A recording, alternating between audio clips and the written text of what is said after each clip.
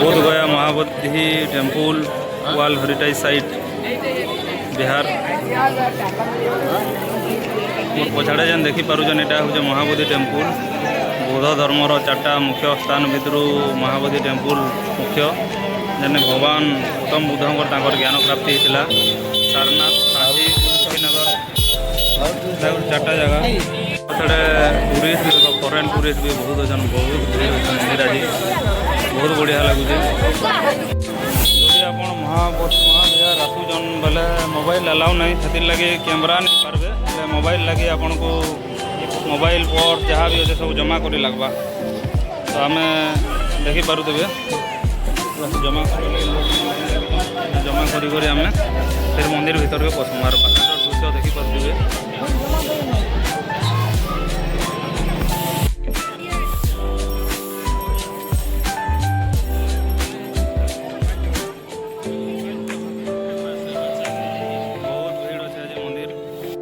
तो मैंने मोर पछाड़ा स्क्रीन रे देखी पारे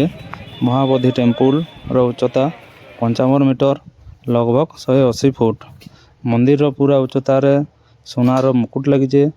ये मुकुटा के थाईलैंड राजा मंदिर के डोनेट करथिले आर ये मंदिरटा 2002 मसीह वर्ल्ड हेरिटेज साइट रे भावरे डिक्लेयर कराइतिला। मंदिर बहुत भल अच्छे दर्शनीय स्थान पर्यटक बहुत भीड़ अच्छे